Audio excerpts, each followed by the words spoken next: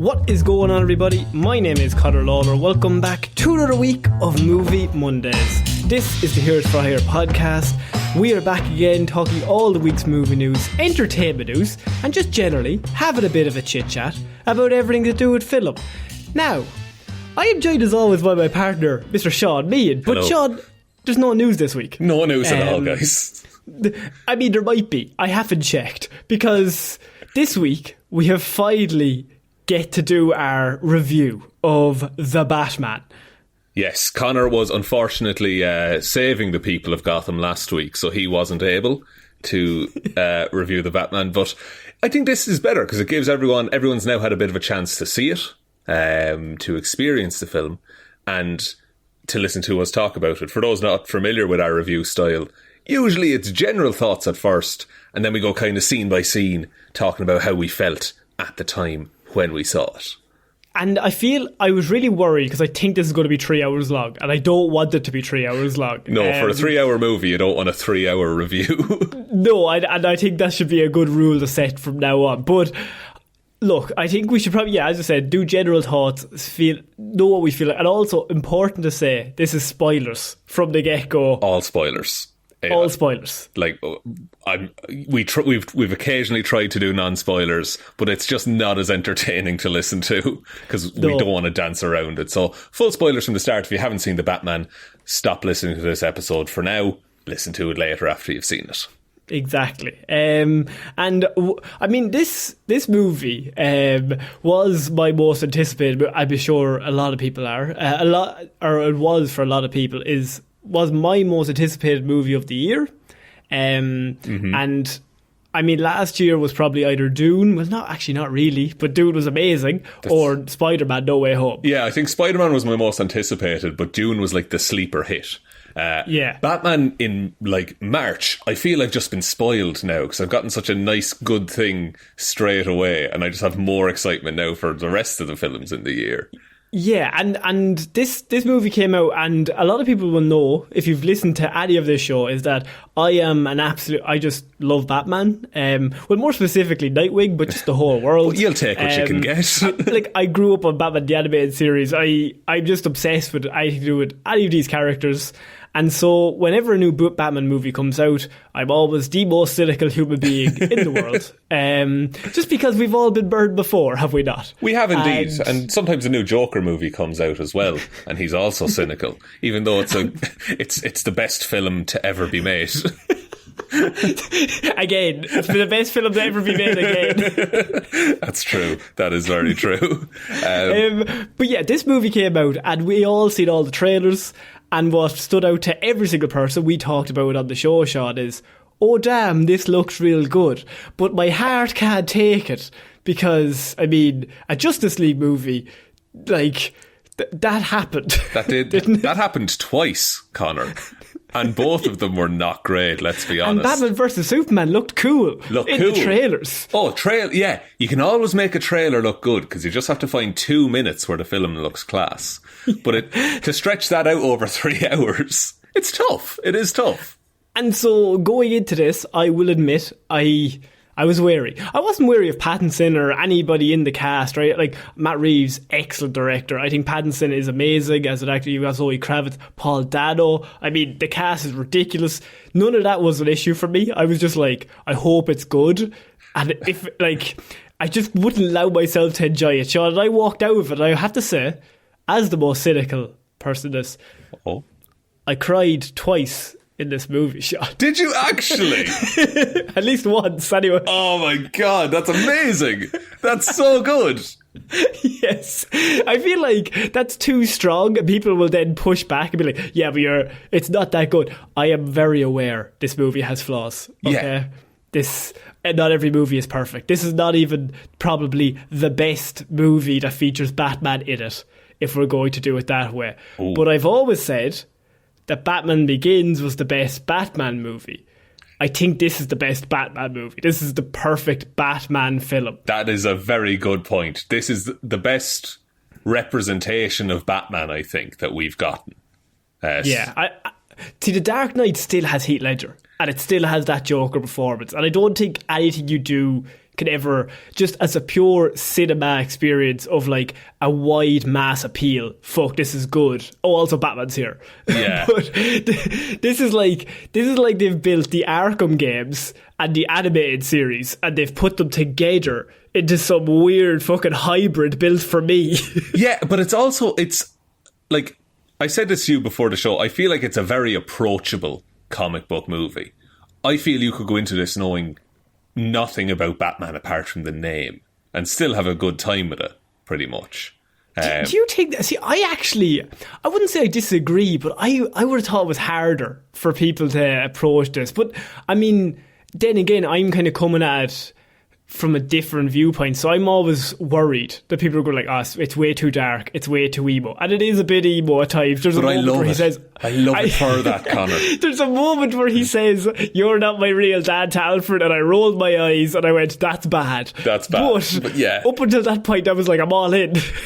Yeah, and we're kind of getting into generalities rather than specifics, but I think that it is more a crime noir film than a superhero film. Yes. The best way I can sum that up is, and it's because it's completely ridiculous, and here's some of the spoilers for you.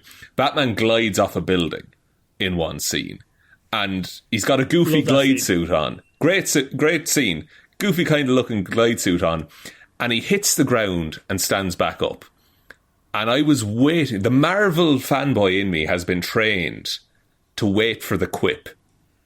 And it just never came. Yeah. Batman just left. And I was like... Not only did he leave, he limped. He limped off. He's like, this man is injured right now. This is just a man. That's the run we've all done if you fall in the street and you're like trying to hide the fact that your leg is killing you. And you're just like, I'm fine, honestly. Gotta make progress. Yeah. Also, the bit before he jumps, where he has the moment where he looks over and goes, oh fuck, and he like takes a step back, like that's really high. Yeah. Oh, I didn't think, am I really doing this? Am I really going to do this? I'm a billionaire. No. It's a young Batman, and look, it is going to be edgy because Batman is just dark and edgy as a concept. The problem is, and I think this movie gets it, is that a lot of people just see this is what Batman is, and it really depends on what comic book you're reading. There's comic books where Batman is really dark. And then there's comic books where Batman's not so dark and he's a bit more light-hearted. It depends on who's writing it as well.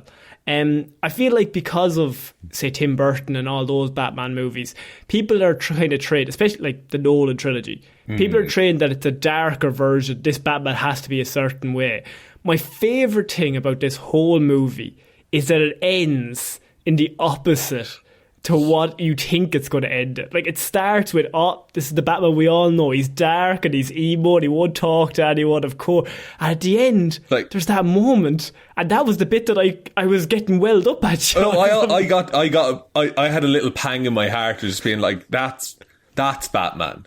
Because Batman actually fucking saves and helps people in this movie, man.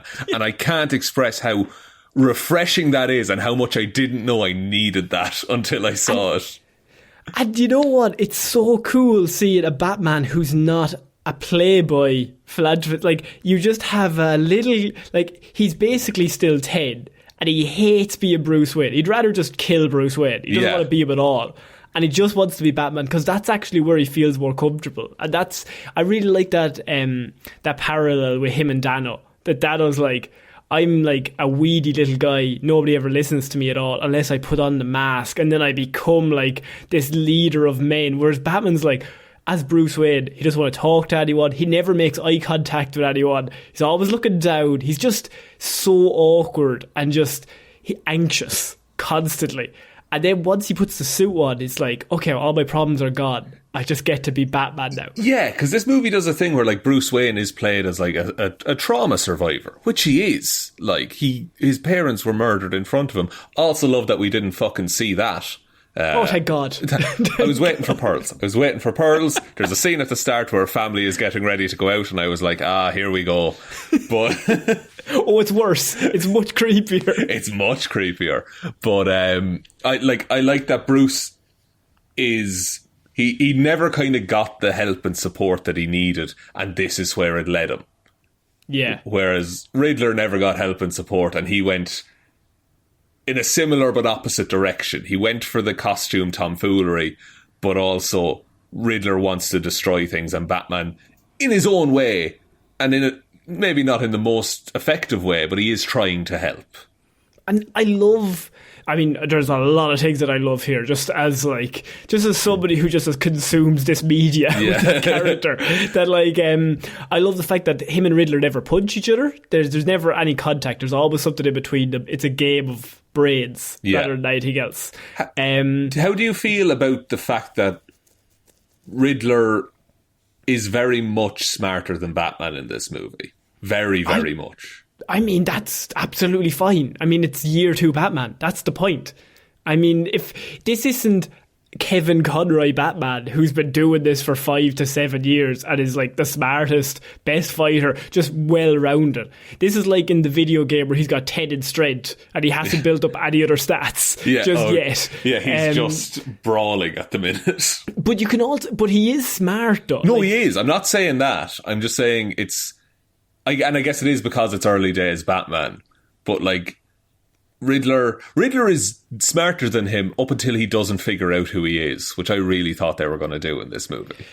Yeah, but I think there's a thing in Batman where Riddler's like, well, where's the fun if I tell people then it's not a riddle anymore? Because I think Riddler does know that Bruce Wayne is Batman in the comic books. I mean, that's fairly normally well known, but the idea is that, well, if I tell someone that it's not a secret anymore, and that I can't have it in a riddle, if everybody knows, if I just announce it. Yeah, if the Riddler gives an answer to something, what's the point?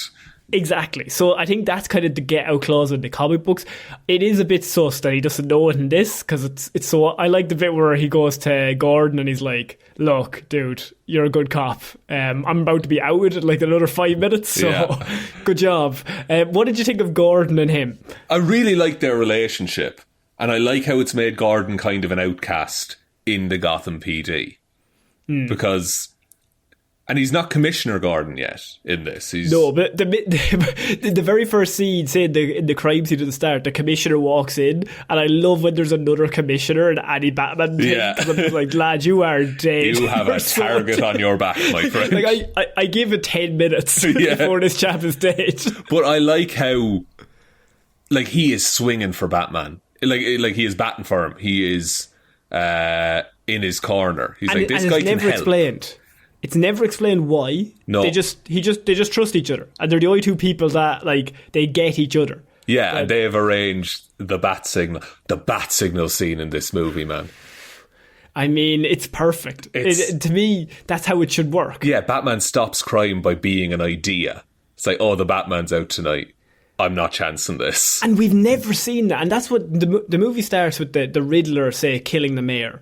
And that's a really creepy scene. It's really good. The mayor walks back and forth, and you just see the eyes. Yeah. And my favourite thing is he still has the glasses on. And it's a really small thing, but it's something that it adds an extra layer of fear that he took the time to put on the whole costume. He's like, well, I can't put in contacts, right? I'm going to have to put back on my glasses over my killer outfit just so I can see when I kill people. Someone posted a thing, and those glasses that he's wearing, they're the same ones that Jim Carrey wears at the beginning, before he becomes the Riddler.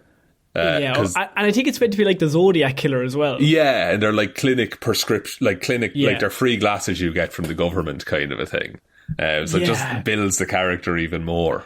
And so that's that introduces that is the first thing we see, and that is that's a horror thing. So you just hear the breathing as well through the mask. Yeah. And that's all in the trailer, so we've kind of all gotten a kind of idea of what that would be with the tape and everything, and no more lies, and that kicks off the whole plot that he kills the mayor. Yeah. Also, sorry, when I saw this in the cinema, there were a family with a 7 and 8 year old kid in front of me. This scene happened and they left. What did they think was going to happen? It's rated 15s here in Ireland. Yeah. What did you thought it was going to be Justice League? It was you can't have seen the trailer as anybody. And even if you were going to see Batman and you were like, oh, we're bringing the kids to Batman tomorrow, well, we watched the trailer. It's 2 minutes. Yeah, just to gauge it, just to see what it's like. like, you would have to know. I mean, the trailer starts with him wrapping a man's face Starts with a murder. Killing him. Starts with a big old murder. And so, like, that happens, and then at the same time we have the great... the narration can be seen as a cheat code in movies, that you can kind of get away with it. I love... When it started, I was like, okay, I'm a bit iffy on narration as like a plot point, and we just use that to get across things. But they started with it, and then they ended with it. Yeah. And it was never used really other than those 2 times. And the start is great because it's like what Batman has done in these 2 years of just pure violence and fury, and he just never sleeps, and he tries to go through the whole city and just beat up as many people as he can, is he's created an element of there's shadows over there, the light is in the sky, I could be next. Yeah, and because you see all of these crimes happening, and then the criminals look up and see the bat signal. And we've never seen that, where it's like, I can't get to everywhere at once in a Batman movie. No, yeah, but he doesn't have to. Like, and it's not a series of mirrors that connects it to his house. It's a warning. It's a warning for criminals, and it's hope for citizens, is what it's meant to be. Yeah, but at the start of the movie, it's just a warning. It's just fear. Yeah. It's not hope. Because nobody knows, really. And where we first see him is on the train scene, which it's a classic thing. There's a gang. They follow a guy off a train. Yeah, we were all theorising about that gang with the painted faces, and it's just Halloween. Like, yeah, that's it. That's all it means. Sorry. I was going to say, because it's just based off, I mean, Long Halloween, Batman Year 1, it's Year 2, it's a whole bunch of stuff all mixed together. Yeah, and I like that there is one gang member in there who has half a face painted, and he's the one who feels bad about what they're doing. That's just nice costuming. It's just good that they're not all the same. We immediately associate with him because he's like, this isn't right, guys. What are we doing? Yeah, and we see Batman from his perspective first. Yes, and so you have that moment where what did you think? That's the intro to the character. Oh, like, he is terrifying in this. Because he walks out of the shadows and he's the boots, like the boots, the noise of him walking, the silhouette. And, like, the gang is, like, I think they're not, like, kicking the shit out of the man, but they're, like, all around him, harassing them. And they all stop and straighten and just stare at Batman.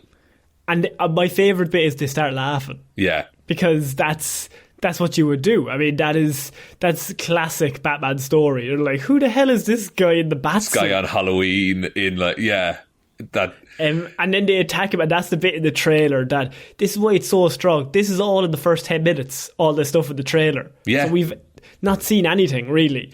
And it's just the introduction to your man swings, and he just gets fucking decimated. And you're just like, oh shit, this Batman doesn't give a fuck. But, like, in the trailer, I thought, oh, this one dude gets knocked out and the gang runs away. No. Like, Batman takes on, like, 9 grown men in this fight. Electrocuting them, getting shot in the chest, just breaking arms and legs as he goes. He gets shot in the chest and just, like, looks at the dude. Like, it's just the introduction of, oh fuck, this guy's gonna murder everyone. But he also, and I cannot make this more clear to anybody who's interested in maybe a lad called Snyder, is that he doesn't have any guns and he hasn't killed anyone. Connor, I cannot express to you how much I thought Batman was going to kill someone in this movie. And how delighted I was. Well, I assume this is the other time you cried, is when Batman didn't kill someone in this movie. No, I cried when he didn't pull out a gun immediately. Just lad, ice what are you doing? Lad, Affleck would have a bazooka by now. It solved the whole issue. Affleck's got the nuclear launch codes at this point. We gotta blow up Gotham. But Batman, no. No, it's too far gone. But very important, the civilian who was being attacked, I think, does he ask Batman, like, please don't hurt me? Yeah, because he still doesn't know who he is either. Because he's not Batman of Gotham. He's just a guy, a weirdo that just a lunatic. Police know about. Yeah, he's just a lunatic. And that's what Batman is, really. At his core, yeah, he's an insane man. And so then you also have the bit where the police all turn up to the crime scene, and again they're all from the walking trailer. around. And you've got Nirvana playing in the background. It's very eerie, but at the same time, you also have Bruce, but he's actually not really Bruce in this movie, but Batman, like, detective it. He's going into detective mode. He is detecting, and he's okay.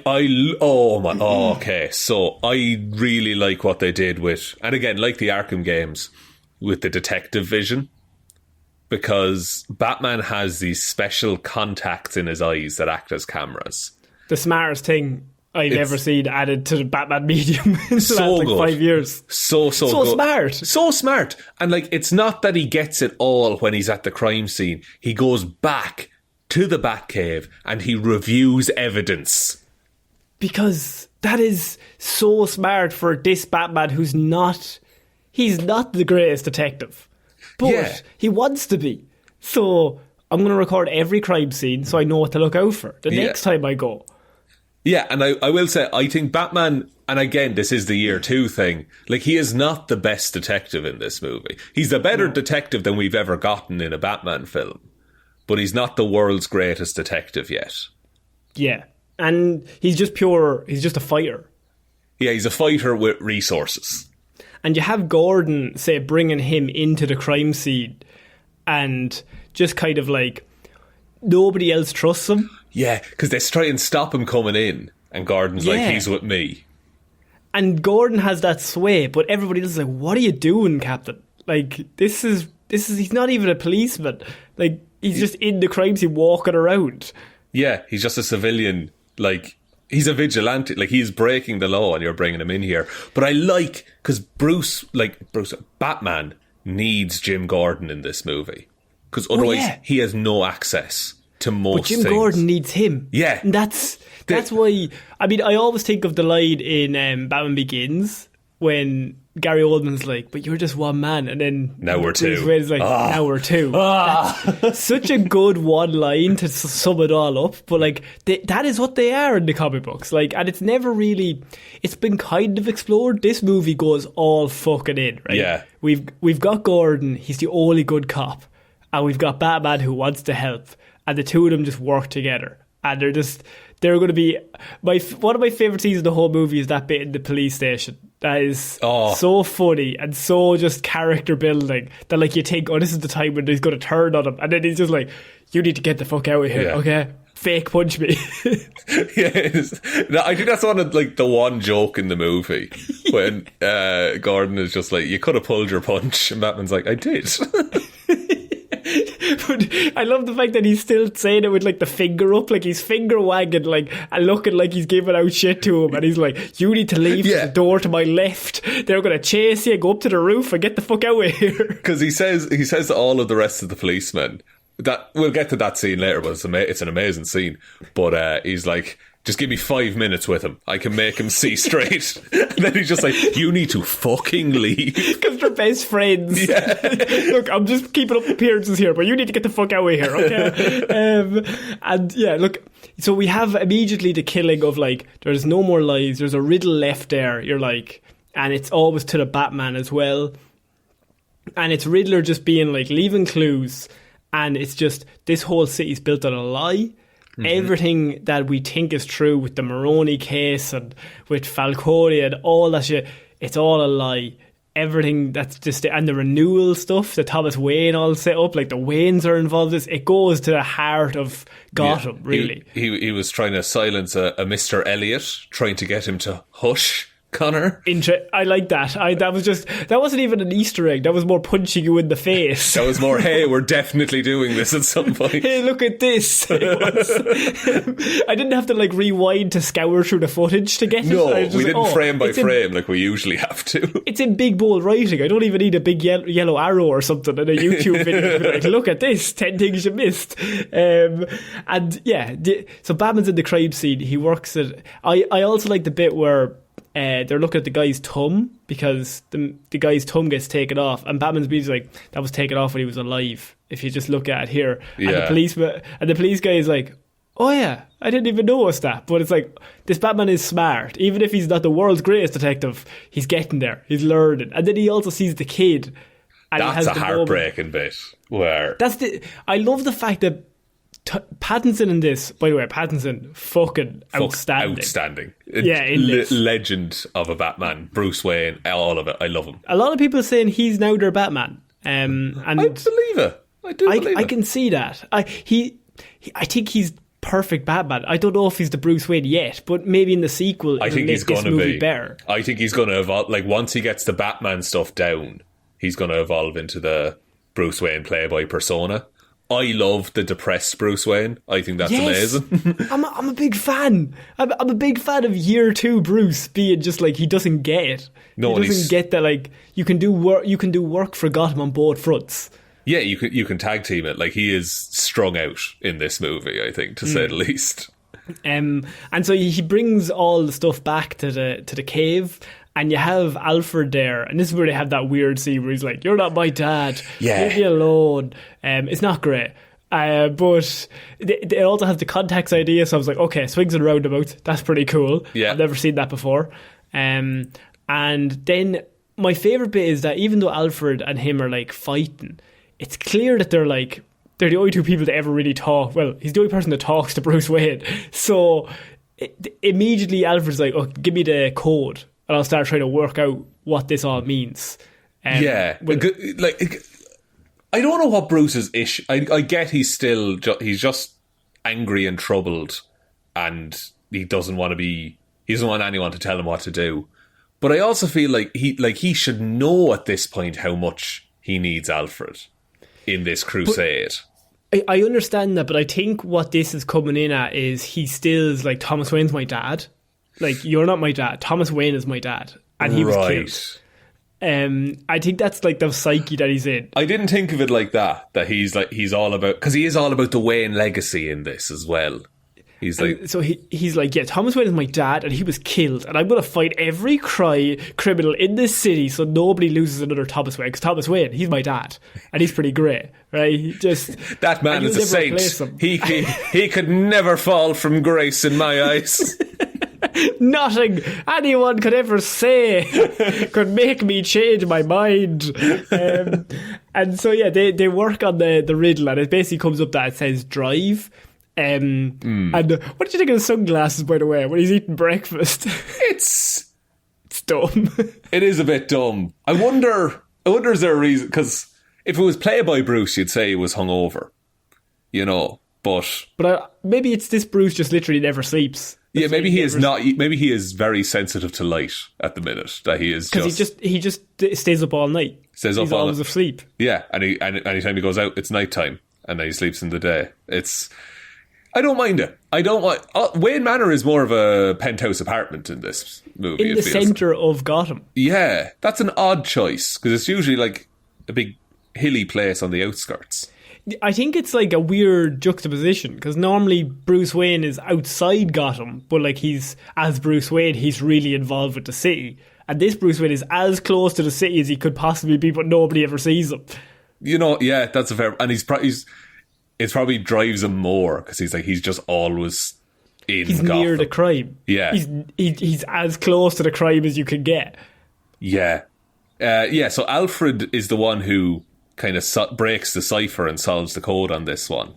Well, actually, no, because Bruce comes in and he goes, Alfred's like, okay, this is the codex I have. And Bruce is like, okay, well, why don't you forget all the other letters? And we just go off the letters we have. And what does that make? And then because it's spelled out big in all the letters. Yeah, and so then they realise it's back in the mayor's car, and so they go back, and his literal fucking tub is in the car. Yeah, and I look, because I'm not good at riddles, so I was just like, why? Because Batman opens the car door, and he's like, okay, look for a USB port. And I'm like, what the fuck? And then Gordon is like, what do we need that for? And then Batman holds up your man's severed thumb. Thumb drive. And it's like, genius. But you know what? I like that gallows humour for Batman. Like, it's really dark. You're like, I shouldn't be laughing, but the guy's tub is there. It's a tub drive, I suppose. It's it's a bit prop comedy, but I like it. and I like Gordon being like, that's fucking weird. This guy's a fucking weirdo. That's twisted, man. And there's a fingerprint scanner as well. Yeah, and Gordon's he's just revolted, but he's just, this is ridiculous. This guy's a fucking psychopath. And Batman seemed kind of impressed in a weird way. Yeah, Batman is intrigued for a lot of this movie with the Riddler. But it all comes back to the Iceberg Lounge, and they find photos of this mayor candidate coming out of the Iceberg Lounge, which, I mean, I'm always a fan if the Iceberg Lounge is appearing. I love how they did it in this as well. I really like it. So good. And so they immediately are like, okay, well, this guy's connected to the Iceberg Lounge. The Penguin runs that. Normally, I think Falcone is in there. We need to get down. How do we get in? And Bob was like, leave it to me. So he just goes down, and you have the scene at the door with the two twins. Yeah. Where he's just like, let me in. He comes to that door 3 times, once as Batman, once as Bruce. And then the third time he just sneaks past them. Yeah, and I think the first 2 times, like, do you know who I am, is what he says. Yeah. And are the twins like a Tweedledum and Tweedledee kind of thing? Or is that just the only twins I know in DC Comics? I just think it's funny. Fair. I just think the comedic timing. I seen a tweet that was like, this movie at Uncut Gems seen the comedic value in twins. Just puts off twins. But Batman walks in and is not immediately, there's a tense walk, and then he's set upon by everyone. Well, the 2 guys at the front are like, if you don't leave, there's going to be blood in that suit. And he's just like, yours or mine. Yeah. And so then it breaks off, and he just starts kicking the shit out of... He basically beats the 2 of them down, and then just walks in and never breaks stride. But there's like 10 lads just jumping on top of him, trying to fight him. And he's just breaking He bones. is still making progress through the Iceberg Lounge, which is like a kind of a rave club in this. He just grabs a baseball bat off some dude at one point. Yeah. And he just starts beating the shit out of people. Swinging. It's non-lethal. And then eventually Penguin comes out and is like, with Colin Farrell, and... Like, so good. As 2 Irishmen, we're meant to recognise one of our own, Shaun. I didn't know that was Colin Farrell. Well, no. I knew it was, but I was like, I don't know it is. My girlfriend said to me, she knew Colin Farrell was in this movie. She knew he was playing the Penguin. But we came out and I said, oh, Colin Farrell was really good. And she said, fuck, Colin Farrell was the Penguin in that movie. It doesn't look like him at all. Not at all. And he loved it by all accounts. He was nervous, being like, it's going to be a really constricting suit I have to wear. But he was just like, no, this was really freeing. Like, I could never be this guy without this suit. And he's like, hey, I'm walking here. Hey, what's going on? Yeah, he's proper Penguin. I love him. Also, he apparently walked into local Starbucks in the full outfit and just sat down. I wanted to see if anybody would say, oh my God, that's Colin Farrell. And nobody said anything. He's like, it's clearly working. That's amazing. Nobody knows who I am. So yeah, he takes him into his office, and I love Penguin not being criminal mastermind. Penguin is meant to be legitimate business owner. Penguin. He also introduced himself as Oz, which I appreciate. Yeah. And he's like, I run this business, Iceberg Lounge. That's my thing. I don't get involved in crime on the sly. I might, and also I'm a bit of a rat, but we'll say nothing about that. I'm just a nightclub owner, Mr. Batman. What would I know about such things? And in every medium that I like Penguin the most is like, he's the guy who runs the club, and Batman and him have a rapport where he shows up and he's just like, Oz, what the fuck's going on? What's the Riddler doing this week? And he's like, well, I've heard a few things, but I mean, like, I'm not going to tell you what I've heard. But Mr. Freeze stole this thing from me. If you could get that back, maybe it would really help me out, and I could get you some information then. Yeah, they have a weird kind of working relationship until Batman has enough and just like slams him in jail. And so he introduces the fact that like, the mayor, that's your one that he's with, and then this is also introduces to Zoe Kravitz, who comes into this scene, Catwoman. Yeah. And she's a waitress in the bar. She works in the Iceberg Lounge. She works for Penguin. And she comes into the scene, and I have a question. Yeah. Do they know each other? Penguin and... No, Catwoman and Batman in this movie. I couldn't figure out, because Gordon and him have an inbuilt connection. him and Catwoman are immediately like in sync, but I'm trying to figure out if they knew each other. I think no, that's the first time they've ever met. Is how I read it. Because he's asking about the girl who was with the mayor leaving the Iceberg Lounge, who just so happens to be Catwoman's roommate, who she loves. So that's what piques her interest, and she's like, here's someone who's actually fucking looking for her. I'm going to help him. That's what I took from it. Okay, because it was just because the next scene when he follows her back and then she goes out with patrol back to the crime scene and he follows her there. Yeah. They have a fight, but I just get the impression that they knew each other or they'd ran into each other before. Maybe not to the level in this movie, but it was immediately like he was trying to save her because the cop comes in and he's like, stop, shh. They're going to find us. Stop for 5 seconds. Again, I think, and there is a lot of this in this movie. I don't think it's anything to do with him having feelings for her at that point.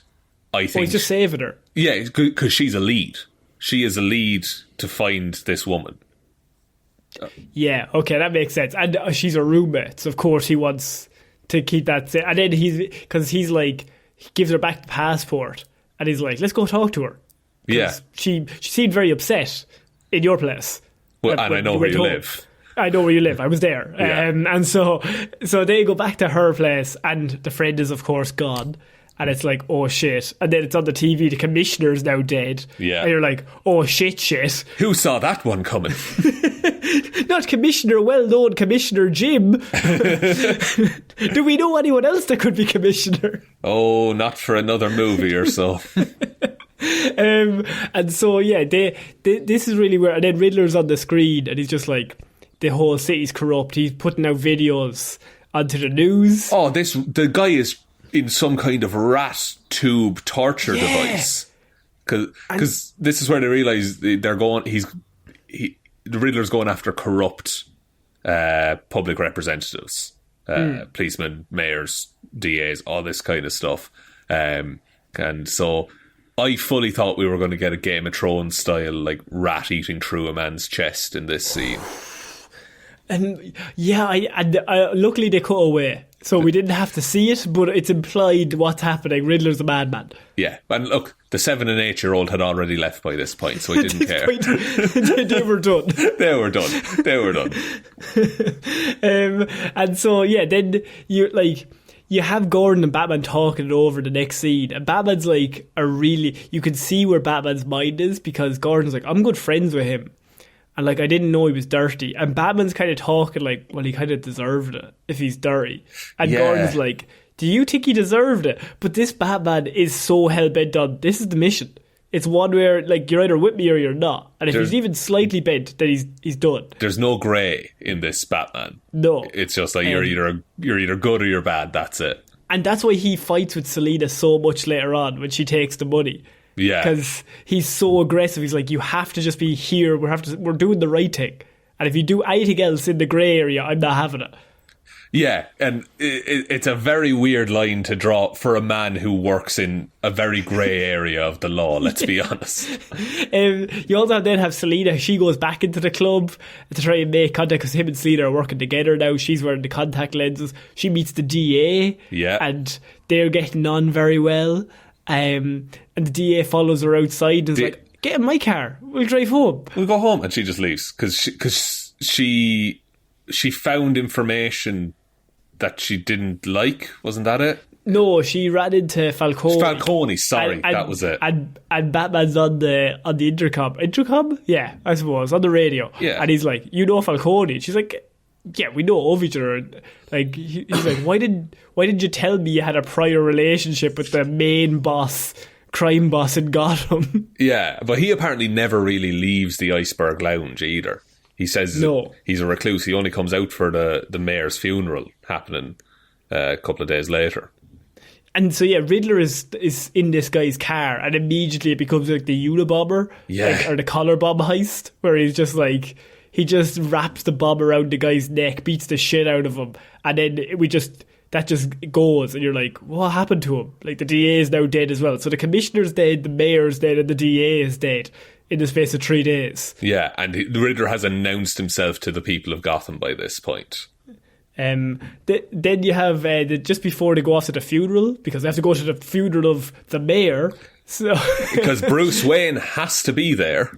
Yeah, now Bruce Wayne has to be there because Bruce says to Alfred, "Well, there's going to be leads there. Like I need to." He's not going for Bruce Wayne. He's going because like it's part of the mission. Yeah, it's useful to Batman if Bruce Wayne is there because the Riddler might show up to the funeral, like criminals return to the scene of the crime kind of a thing. And before he goes, he's missing his cufflinks, and he's like, "I don't give a fuck." And like Alfred's like, "I'm not letting you out without your cufflinks. Like, if you're going to a funeral," he's like, "I don't give a shit about Bruce Wayne. Like, who cares if people think I'm weird? Like, I'm Batman. I'm going to solve things that way." Yeah. And you have the bit where he gives him the Wayne cufflinks, and he's like, "You're not even a Wayne. Why are you giving these to him?" And Alfred's just like, "Your father gave these to me." And then Bruce immediately backs off. And he's like, "Oh, okay." He's like, "Oh, I fucked up." Yeah. But yeah, it is a shitty thing for Bruce to say to Alfred in that moment as well. He's just an emo. He's just a dark man. Just a prick. Just a little bit of a prick. Just a bit of a prick. And so then we have the funeral scene where, I mean, I love the bit where Bruce saves the kid. So good. So good, because he sees himself. Yeah, and it's the same kid from earlier that he like acknowledged as Batman.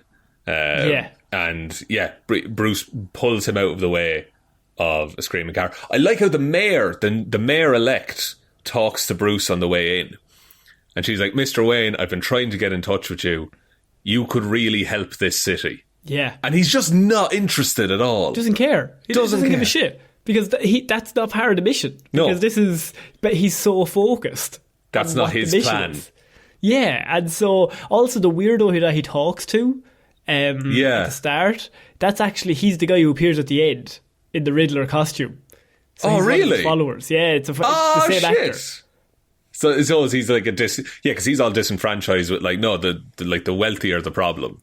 Yeah, so like he appears at the end and he's like, "Oh, that makes sense. The Riddler got to him." That's nice. I didn't catch that on first watching it. That's cool. So the obviously the funeral gets crashed, I suppose, literally. Very literally. By a car, and then you have all the police are there, and the guy gets out. It's the DA with the bob around his neck, and the phone is ringing in his hand. Yeah, and it's like a proper Saw situation, and he's like, "I need help," and he's got "For the Batman" taped on his chest. And and so everyone cleans out except for you have Batman walks in the front. You hear the boots. He comes through the shadows, and you're like, he's here to help. This is going to solve it. He answers the phone, and you have Riddler there. He's like, "You have to answer 3 riddles. This is just for the DA, and in 2 minutes, and then I'll let you free." This is very Riddler as well. This is like, but it's a fucked kind of Riddler because it's like it's absolute torture. But he's turned it into a game for himself. Yeah. It's very unsettling. But it's on brand for the man himself, because as you said, very Riddler to be like, "You got 2 minutes and you'll get free." Riddler is a bit like Saw, really. So we're thinking about like on a less grand scale. He's a bad sport, is what he is. He is a bad sport, and so I think the 3 riddles are like what's blind or whatever, and so it's justice. It's justice, and then the next one is I had the moment where like, they're really shit riddles. Yeah, I was like, "It's justice." I was like, "It's just." I'm like, "Yes, I said that, Batman." But then the next one was like, "How much did it cost you for a bribe?" Yeah, because we didn't mention it, but I mean, you've all seen the movie. But the Maroney drugs bust, which is a high what that everyone's talking about. Gotham PD have been riding this for years. Largest drug bust in the history of Gotham. There was a rat, like someone ratted them out. It was all staged, the drugs bust. It was just to make the police department look good, and a load of politicians and dirty cops were in on it. And they've been living off it for years. Like, that's how the mayor keeps getting elected. Like, that's how people keep their positions of power, is being like, "I was in charge when the drugs bust happened." Yeah, and I like that they use Salvatore Maroni. Like, that's a character that has appeared in Batman media before. Like, he's in Mask of the Phantasm. And he's one of the crime bosses that the Phantasm kills. But it's you have a lot of moments here where you're like, oh, there's definitely something really bubbling underneath Gotham that's like corrupt, but Batman doesn't know how the extent that it goes, and so throughout the movie we're finding out more. It's like, holy shit, everybody's corrupt. Every single person in a position of power is corrupt, and Gordon's finding out as well, and Gordon's like, holy shit, I didn't realise it went this deep. Yeah, and like especially with Gordon, you get the sense like this man is not an idiot. Like, he's aware there are dirty cops, he just doesn't know how bad it is. Bruce is the same. He knows Gotham has problems, but he doesn't know how deep they run at this point. And you have the bit where he's like, then the DA's like 10 grand was all it took to get him to just do whatever. Just give him 10 grand. And in the last one, the last riddle is just really simple. You're like, you've got 30 seconds left. You've a chance to get out of this. All you have to tell me is, who's the rat? Who's the rat that you have? Yeah, easy answer. And the guy it's actually really good because like Batman's like, just say it, like you're nearly free, and he's just like, I can't. Like I have a family. What he says is, if I don't say it, I just die. But if I do say it, everyone I know is dead. Yeah. So I can't say it. And you can see that logic. And Riddler's, and it's just such a good tense moment where you're like, say something. Fuck, it's too late. What I don't like is Batman doesn't move. He stays right beside the bomb. He stays front-facing towards the bomb. He doesn't even do the old cape up, which makes sense. The weird, like, Kevlar reinforced cape or whatever it is. Yeah. That would have been great. He just takes it like a man. Which, I'm like, okay, that's a bit weird. But I think they just wanted the cool shot of him being fucking blown backwards. Yeah. Probably, yeah. And it's a good way of getting into the next scene, which is Batman on the table in the police station. Yes. And so he's on the table and he wakes up with a concussion, obviously, and they're looking at him, but it's him, and like it's Captain America in the lift levels of, does anybody want to get out? Yeah. Because there's about 50 people packed into this fucking room, and all around him. Like, and a guard pulls at the cowl, and Batman is just like, no, not happening. Because he's slowly waking up, and then everyone's just like, why are we doing this with his mask on? Let's just take it off, see who he is. Yeah. And that's when it all kicks off, where he leaps off the table and just starts punching fucking random people, anyone who comes near him. And the commissioner walks in and he's like, I have you, like, even if I don't have you on vigilantism, I have you for assaulting an officer now. And then Batman responds, now you have me assaulting 3. Yeah. Okay, I'll assault all of the officers, that's fine. He doesn't give a fuck. It's like, charge me with anything you want. And that's the bit with Gordon that made me laugh. He's like, I'll talk to him, hang on. And then just like really violently, he's like, sneak out the back, alright? You fucking, oh Jesus, now pretend to punch me, right? We're having an argument here. And even Batman's like, who's the guy with the mustache over there?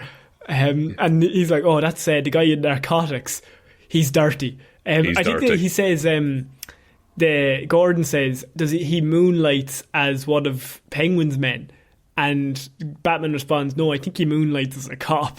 Yeah, that's a really good line. It's like, no, this dude is entirely criminal. He just happens to have a salaried position as well.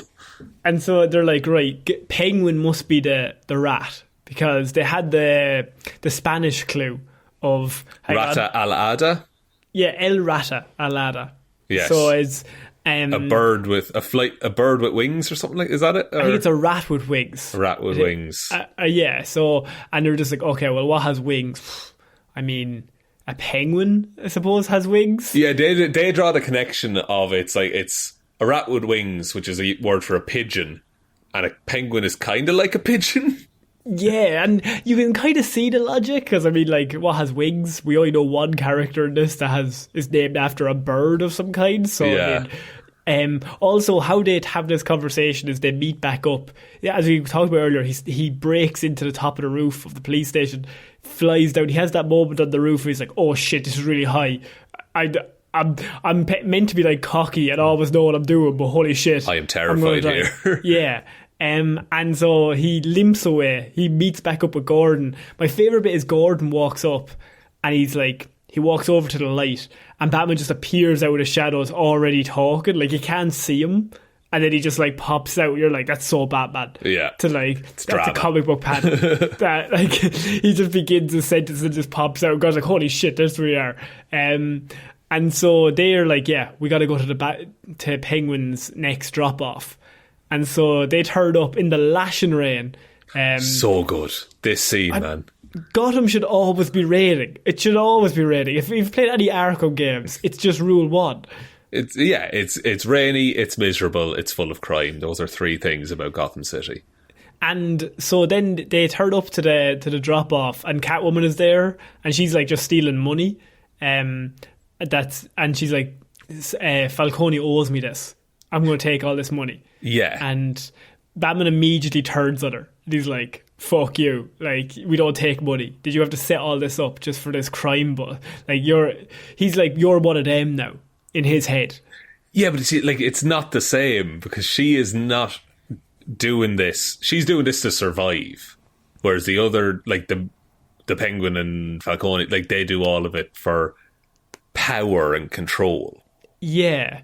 But look, you're trying to talk about nuances to a man dressed as a bat. That is true. So, might be too far gone in that case. So he's like way too far. This is year 1, 2 Batman. He does not give a fuck about what your grey area is. He's just going to punch you until you stop doing something that he doesn't want you to do. And so what happens then is it all breaks down, and we have the introduction of the Batmobile in this scene, Shaun. And what were your thoughts on this? I love the Batmobile so much. I wasn't sure about it in stills, like when we just saw like still photos of it. But my God, in motion, it is fan. It makes the like 9-year-old in me so happy, because it's just the loudest car in the world. It's, do you know what I was thinking? Futurama wear car. I was thinking the wear car. Christine. It's like Christine. It's like Bender when he becomes a wear car. It looks like a car that the devil would drive. Yes, but also it looks like a car 14-year-old me would think is the coolest car that's ever lived. Oh yeah, when you can customise it in Saints Row and you make the back wheels bigger than the front ones. Like now I'm looking at it going, okay, that's just cool, because Batman is like 22 and he's like, yeah, I'm going to make a fucking muscle car. But and you see bits of it, like you see it in the Batcave and he has like the engine pulled out of it and stuff like that. But like it is just a muscle car that he has made bulletproof and put just a jet engine on the back of it. Yeah. And also the car chase itself, so fucking brave and cool of them to put the camera on the side of it. That's so much harder to do. Yeah. You don't have to do that, but it just adds a level of, oh shit, we're like right alongside it, that you're on the road with them. Yeah, and like it's a car chase against the Penguin, and Penguin is genuinely trying to kill Batman in this chase. He's not trying to get away for a lot of it. He is just trying to end him. And you have the scene from the trailer, which, I mean, does not get any less cool in the movie. No. Even when you know what's about to happen, where it's like, I got you. The car comes out of fucking flames and flips. And my favourite bit is the Penguin is upside down until Batman walks over and he like looks down, and then Penguin is right side up. Because it's like, now I'm on your level, bitch, get out of the fucking car. It's like, I like how Bruce Wayne in this, he consciously thought, I'm going to walk slowly towards this man. I am going to, because it's intimidation. It's like, it's part of it. But you know what he is? He's Michael Myers. No, he's Mike Myers. Like, he's just unstoppable. He just keeps moving forward. It doesn't matter what you do. Yeah, he can never be stopped. He can barely be slowed down, quite honestly. And I think that's the idea he's going for the criminals. Like, the criminals throw everything at him. They're shooting him. They're fucking kicking him. He just never breaks stride. He's just constantly going straight. You can't stop him. Like, I don't care if he's like a mob boss or whatever. Like, Penguin is going to have nightmares about that. And that's more valuable to Batman than him being behind bars. And so, like, you have that moment where he's like, this guy's fucking crazy. And we're like, yeah, he is. Yes. And then, next up then, it's the scene where they're interrogating Penguin. Is that right?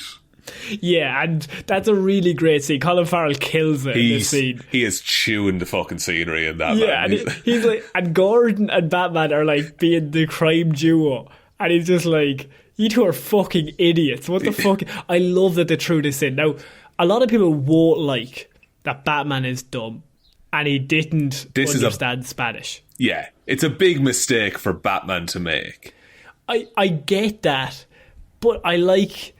You know what? I kind of like the fact that he's so fucking rash. He doesn't stop to fucking think in this. And he needs to learn these lessons. That is a good way of looking at it. It's like, I don't know, watching it, I was like... I remember thinking like, okay, this is a bit weak. Like, just... Maybe it's too dumb. Maybe it is. Maybe it's just not... Like, because I don't know... Like, because the whole thing is that the Spanish was translated wrong. But... the audience, like, unless you speak Spanish, like, the audience don't know that.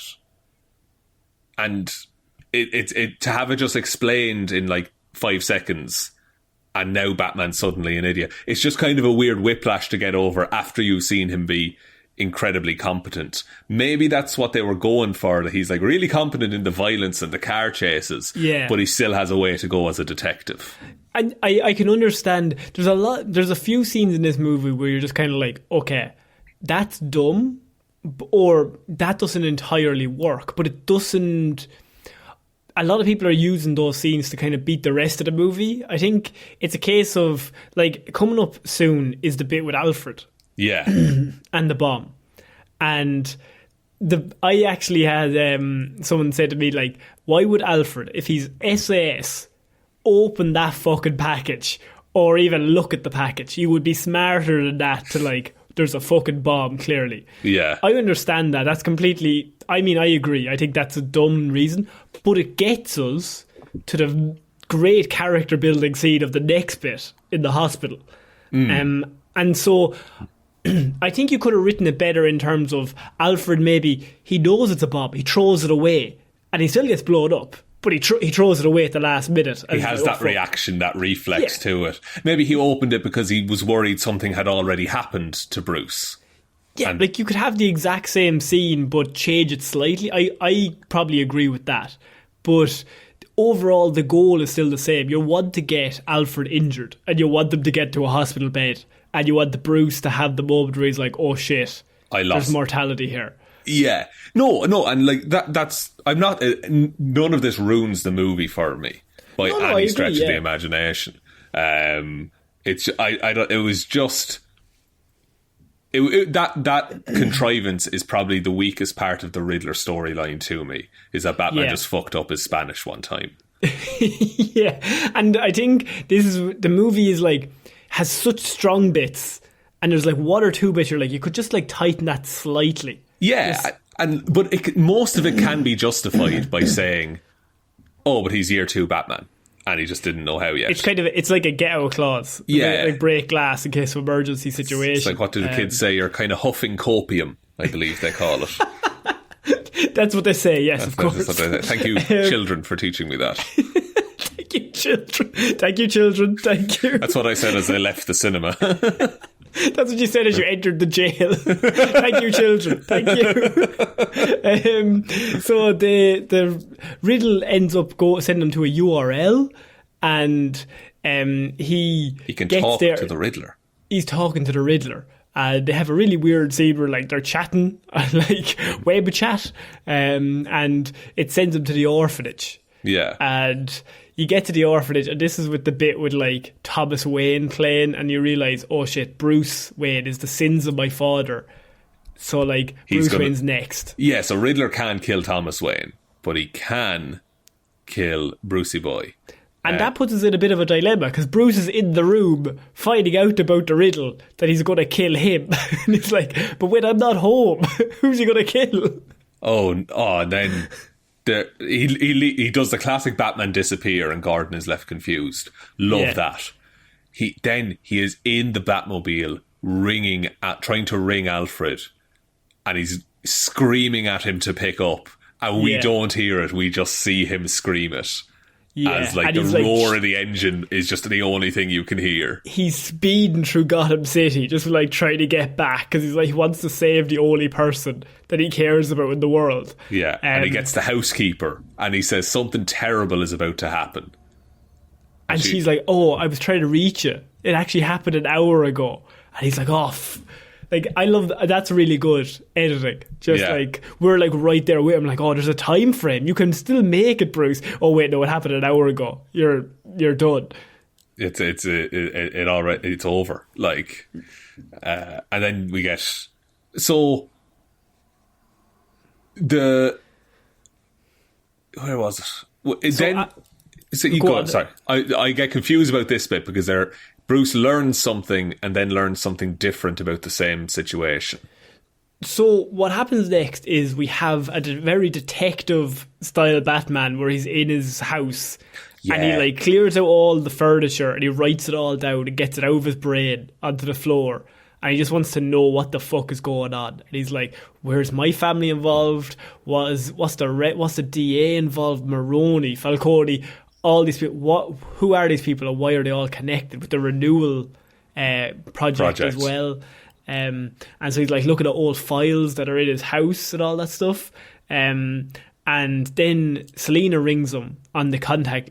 She rings him on the contact lens, but she just like turns it back on and just leaves it open. Basically, she's like, I want to talk, and he's like, okay. So they go to the skyscraper and have a chat, and she explains they have like a kind of argument, but it's like. It's the bit we've seen in the trailers where you just have the two of them with like the beautiful backdrop, just like having a proper Batman Catwoman conversation, and it's revealed that she is Falcone's daughter, which has happened in the comic books as well. They kind of use it as a way to make her a bit more relatable or like sympathetic. So she's allowed to do crimes in terms of like she's stealing from him because he's a dickhead. Yeah, and that's like any money she's stealing is her father's, and he never looked out for her, kind of a thing. Yeah. And so then I love the fact that Batman's like, he's aggressive at the start. She explains it, and then immediately, you know what I really like is he apologises. Yeah. He says, I'm sorry. I said that stuff. I see the error of my ways, Selena. Do you know how little Batman apologises to anyone? So like, I was like, yeah, I'm all in on this. Batman, apologise. They have a bit of romance, Shaun. Love that for them. Love that for them. And, what do you think of the two of them as a duo, by the way? I like them. I think they have good chemistry. Catwoman is a lot more realistic. I think, like in the way she goes about her life, she's a lot more realistic than Bruce because they were brought up different. Like Catwoman has always had to fight to survive, but Bruce has always had money, kind of a thing. Yeah, but I love that she keeps calling them Vengeance. Yeah, I think that's fucking great. That's just taking the piss out of him. Just like, yeah, come on, Vengeance. Yeah, let's just have a bit of fun.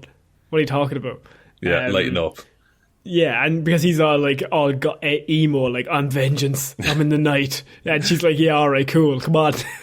Well, let's go do some work. So then we move on to the video of Thomas Wayne gets released. So Riddler releases the video that's like, Thomas Wayne was involved, you have Martha, the Arkhams. Yeah, the whole... I don't know a lot about Martha Wayne, aside from her first name. Is she generally an Arkham? I mean, I think there's precedent for it in the comic. I wouldn't be the first thing I think of when I don't think I've ever. I wouldn't put too much stock into it in terms of like general. What am I thinking of? Canon. Here. Right. Okay. I'm sure it's probably popped up before of her past. Normally, there's a lot of things where Thomas and Martha Wayne are just literally the best citizens ever. They're just like the perfect specimens. And they're so nice and everyone loves them. And then the terrible thing happens, and of course, that's what sets them off. But there has been times where, of course, like, yeah, Martha is... I don't know, is she Martha Arkham? Like, that's her maiden name? Or they just knew the Arkhams? I thought it was like, it was the Arkham family, like... Because they were saying that the Arkham family, in the video that Riddler releases, he's like, the Arkham family had a long history of mental illness, as did Martha Wayne. And Thomas Wayne paid off, or was tried to pay off a reporter to not print the story. Yeah, and so then eventually Riddler's like, and then that reporter died. So he wanted to stop the reporter. Then he gets on to Falcone. Then the reporter mysteriously dies. Put the pieces together yourself. So of course Bruce is like, did you just insult the most perfect human beings I've ever met? That is outrageous. So he goes back to the Iceberg Lounge to meet with Falcone as like Bruce Wayne. Yeah. And with his little strands of hair in front of his face. And he's like, tell me the truth. And he walks straight to the back. And I love the fact that he's like, you know who I am. So it's like mirror image or whatever. Do you know who I am? Yeah. He goes straight to the back and Falcone's there, played by John Turturro. And he's like, just chewing scenery. Killing it. Kills it this whole movie. There's a bit earlier on at the funeral where he's like, Bruce comes up to him as being like, didn't expect to see you here, you're a criminal, all that kind of shit. And Falcone is just like, this kid's father patched me up. Like, he saved my life. And Bruce is like in his head like, no, he just did what was right. Yeah, like, he took the Hippocratic Oath. Hippocratic Oath. It's pretty good. It's pretty good, yeah. And so Falcone's like, he explains, your father was a bit of a dickhead and he got me on the sly to get rid of the reporter because he was going to ruin his campaign. Yeah. And we couldn't have that, could we? I think he's like, he told me to shut him up and things got out of hand. That was how it went down. And so, like, Bruce is obviously, like, his whole world is shattered now. Like, his but black and white, good or bad. That's what he says. Like, but everything has to be either one or the other. I am a Twitter user. How can it be grey? No, I don't like this. So he's like bolting. He's pissed. And the next scene is him and Alfred in the hospital. Yeah, Alfred has survived the explosion. Alfred wakes up, and the next scene is literally the first thing Bruce says to him is, "You lied to me." Not even "How are you?" Not even "Hello." Just "You lied to me." Alfred didn't see the video. He doesn't know what's going on. He got bloated up, Shaun. What if Alfred didn't know what he had lied about, and he was just like, "Yes, your ass does look big in the bat suit." You look kind of emo when you do it. You gotta be honest. You're a real prick, Bruce. Sometimes you're a dick. Just goes off on him. But I think there's a lot to be said for Alfred then in this scene just immediately going, "Oh no, all that's bullshit." See, this is the thing that, because the way Alfred tells the story is that Thomas Wayne paid Falcone to shut the reporter up. When he heard that Falcone killed the man, he was horrified and was going to go to the police. And he wasn't gonna shut him up for the campaign's sake. It was for Martha's sake. Yeah. He didn't want to get out that Martha had done all this, because then she would be, the reporters would be following her around looking for a story. He was looking out for his wife. This will ruin her life. Yes. And so, it's basically made out, oh no, Thomas Wayne's a good guy. So you're like, Thomas Wayne's a dickhead. Ah no, he's grand though. And I guess it's all about, and I get what they're doing here, that it's all about perspective. Bruce will never know who killed his parents, really.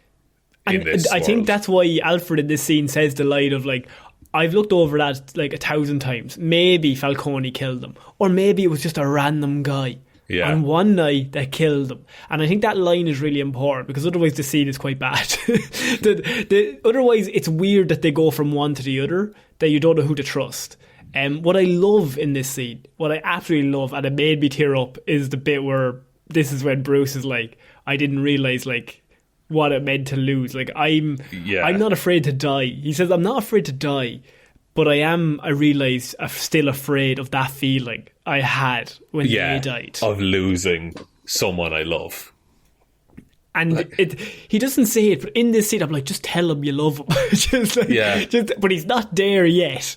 But he's getting there, and that's all Alfred needs. I think Alfred is wearing a Wayne ring as well while he's in the bed.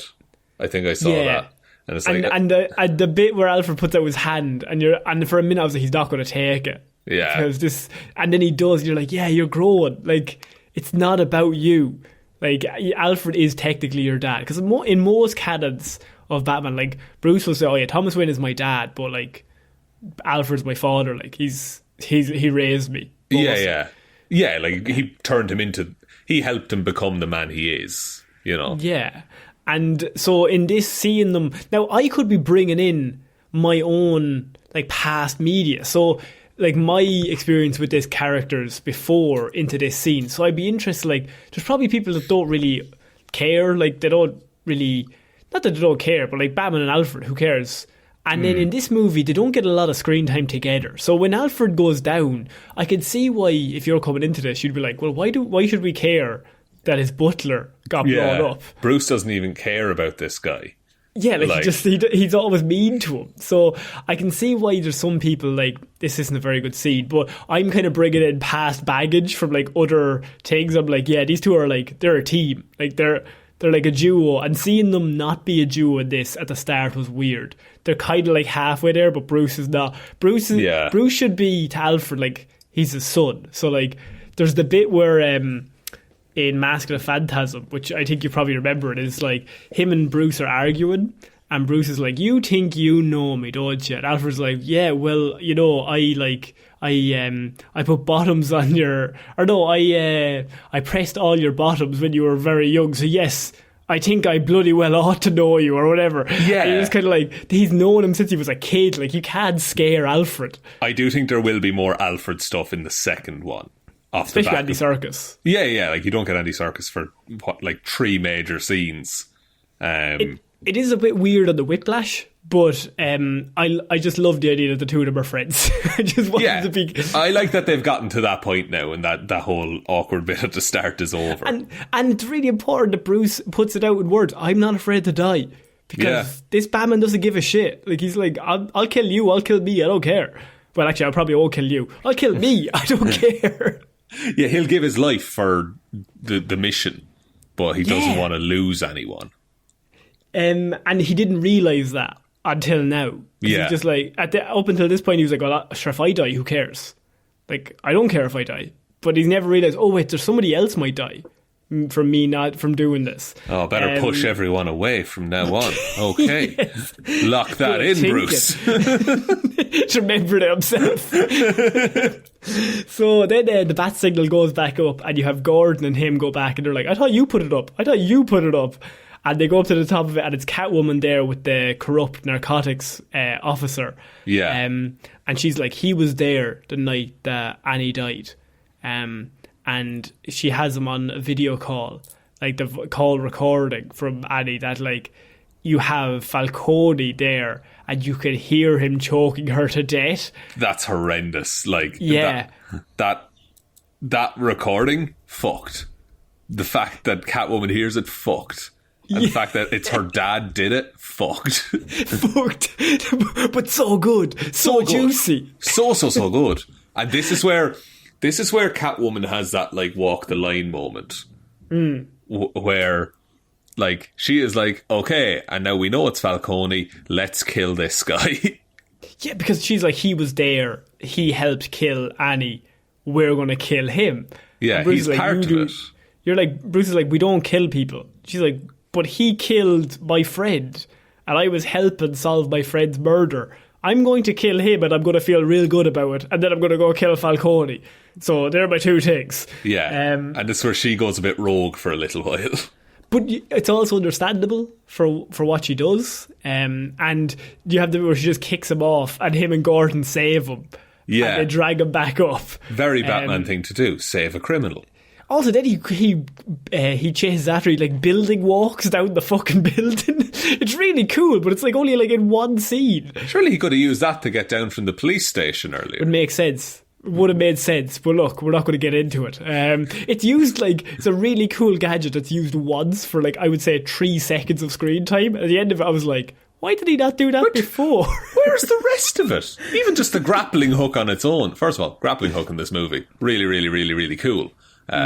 Needs some more play. I want to see him swinging about the place. He's all gadgets though. Like, he's riddled with gadgets, is why he's always rattling every time he walks into a scene. But like, he's like a young Batman. He's just got all these ties. He hasn't quite figured out how to use them all. He's still testing out what works best for him. Like that's why he has the fucking suit. Yeah, man's got one Batarang in his arsenal. Like he's overdone it on certain things and not done enough on other things. He's really leaned into the whole wrist-mounted, like, dart launcher type thing. Yes. I think to perfect it, they need to be computers. Well, one of them does on his app. Yeah. Like an Oracle style, like, here's what's going on, and get information sent to him and shit like that. That's what I thought he was doing with Penguin. You know, when he was typing in like the URL and everything. And he had a laptop. Just had a regular like Sony Vaio. I was like, just use the fucking yoke in your arm. That would have just solved it. But look, what can you do? Then he has to go try and catch up with Selena. Yeah. And they figure out Falcone's the rat. It comes to light. A falcon also is a rat with wings. And so he's like, right, the Falcone is the rat. That means, and then the police, the narcotics guy is like, everyone in the city, he doesn't work for us. Yeah. We all work for him. Falcone is the mayor. Like, he's the guy who's run Gotham for 20 years, ever since the renewal project that we all skim money off every single year. It's a charity, so nobody ever looks at the oversights or the overheads. Like, we can just do whatever the fuck we want. Yeah, because the Waynes donated like $1 billion and then just died. So that money is just for the taking. And so so Batman's like, we need to go back to the Iceberg Lounge. So he's like racing there. And Catwoman's already there, like full Selena Kyle outfit, and she's like, "Can I speak to Falcone? I'm very upset about my friend Annie. I just need to talk to him." Falcone's like, "Yes." Does he know she's his daughter? No. Right. She reveals that now. She reveals that to him now. I thought that he knew when they met earlier. Okay. I don't think so. So then what happens is the Batman has to break into the Iceberg Lounge and he has to cut off the electricity and go through the hallway after going down through the lift, Shaun. Thoughts? Good. Oh, this scene, man. This is amazing. They shouldn't have shown it to us. No, this would have been amazing to see in the cinema first time. Why did they put this in the trailer? Because I watched the trailer 50 times. It's brilliant. It's amazing. Yeah. But if I had seen that in the cinema, I might have. I would have shit myself. I was like giddy. I was watching it like giddy. Like, this is fucking pure Batman. Like, you just see the muzzle shots of the gun, and like he's getting closer, like fucking Mike Myers. Like, he's just slowly getting closer to everyone and just breaking bones one by one. Yeah, there's a whole bunch of stuff as well where he's fighting them, and he does grab the gun at points, but he just hits him with the butt of it. Yeah, because I mean, it would have solved a lot of issues if he just had Ben Affleck to just take the gun, machine gun them all to death. It's game over. You don't have to fight anyone. If you could Batfleck quickscope every villain, yeah, absolutely. Bring the sniper to the lounge. Walk in with it. Very strange choice in those movies, but this is great. This scene where he's just mowing through lads is amazing. And also he walks in as he doesn't have time to put on the suit yet. So he comes in with just the eye makeup on and like the hair and the hat and the scarf up, and he gets in, and then he's like in the fucking other room, like cutting off the electricity and quickly putting on the suit. Yeah. And then be like, okay, let's go to work. And he just like barrels through them one by one. Another thing about that suit that I like, I do believe he can fit it in a backpack. Yes. It seems lightweight. Yeah, which is outstanding level of detail that just like he just walks around and he's ready to go in 5 minutes. I'm going to say so, Shaun. Go ahead. I'm going to say it. I think this is the best looking Batsuit ever. Best Batsuit we've ever had. Ever. I'm so glad you think so. I mean, Affleck's was fucking slick. Affleck's was unreal. Yeah. But I think this, for what this is, it works so fucking good. It's like, it's everything that was good about every Batsuit put together. Yeah, it's like, it's got the cool grey of the Affleck suit, but like it's leaned down into like, just, it's got like the Christian Bale Dark Knight leanness combined with the Affleck grey outlook with the cowl. Oh, and the collar of the cape gives it like a Keaton kind of presence. that he looks bigger and wider than he is. I just think it looks beautiful. Like, it looks gorgeous. unreal. It's fucking amazing. I can't believe we haven't talked about that yet. But yeah, it's so good. We haven't talked about a lot of things. We've talked about the plot, but like all the actors, everyone's killed it. Everyone's outstanding. That goes without saying, I think. Greg Fraser is on cinematography. And that guy, he did The Mandalorian, then he did Dune, then he did this. Good God, Greg is having a good couple of months. Greg's after having a few months to himself there now. He did, to go from Dune to then this, he worked on them back to back. And they're both very different films, but they both look outstanding. Just beautiful. Every shot in this is fucking gorgeous. Yeah, and it's the every frame a painting mindset. We're just like, no, you can pause at any point and this looks amazing. But it shouldn't be, because it's always raining and it's always dark. It should be really drab and none of it should be nice. But fuck me, somehow. I've seen Man of Steel. Oh, I know. I'm well aware. Do you know what I don't like? Is this movie came out and people have started shitting on No Way Home. Because now No Way Home is shit because this is the new thing. No, two things can be good. We can have lots of nice things, guys. Isn't it great? We've got two good movies. Back to back. And they're good in different ways. Yeah. And that's fine. And they both do different jobs. They're both different stories. Like, you're in it for different reasons. I don't always want to watch Seven. Sometimes I want to watch Scott Pilgrim. And the thing about that is, like, you see it a lot on Twitter that, like, this movie comes out, oh, well, Marvel's dog shit. The MCU is dog shit. MCU is dead. Called it. This is new. This is now the new thing. This is big deal. And look, I think two things can be good at once. We've talked about this. Yeah. The MCU can be good. No Way Home, excellent. Very much like Eternals, not so excellent. Not so good. Now, that doesn't say everything in the MCU is good, but there's a lot of really good stuff there. They've made an awful lot of money doing good stuff. I mean, DC, they've done this. They've also done some things that we not... Some things that we don't like. They did the first Wonder Woman, though. That was pretty good. That was pretty good. Did the second Wonder Woman. I haven't seen it. That happened. But, go on. I was going to say that, like, I want them to... Because it's definitely getting a sequel. That's been known for it's signed on for 3 movies. Yeah. I want them to be really, really careful. And just let him do the exact same thing he's already done.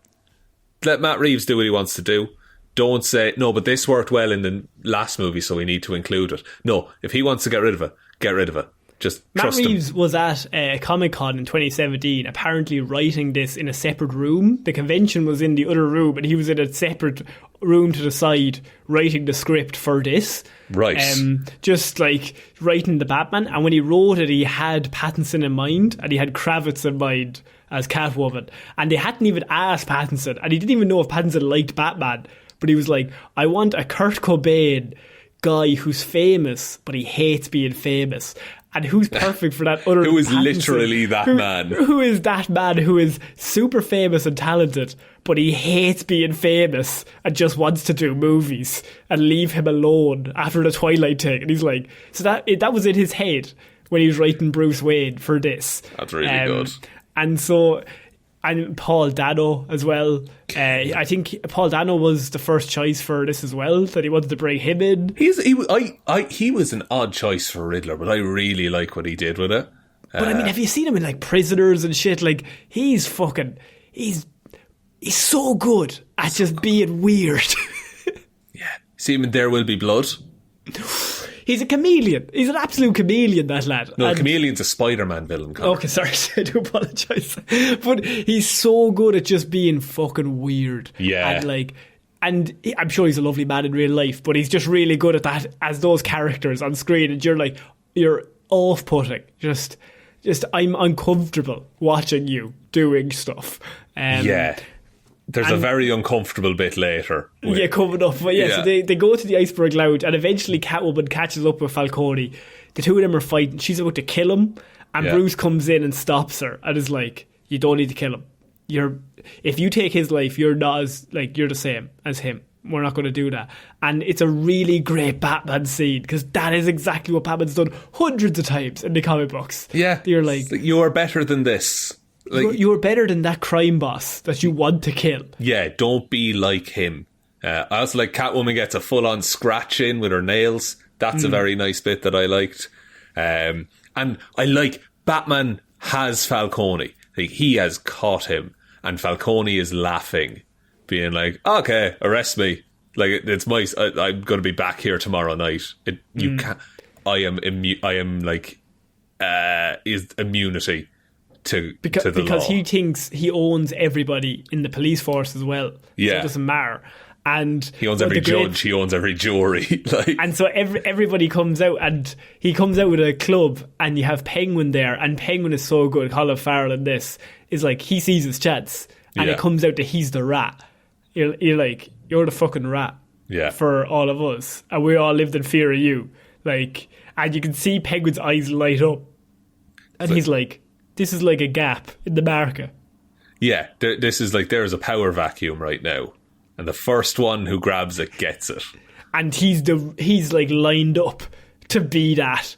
And so you have Falcone like, oh, you're a big man now, are you? Because I'm in handcuffs. Yeah. He gets shot, and you're like, oh shit, what the fuck? And then you forget, like, because you forgot for like 5 seconds that the riddle was, bring him into the light. Bring the rat to the light.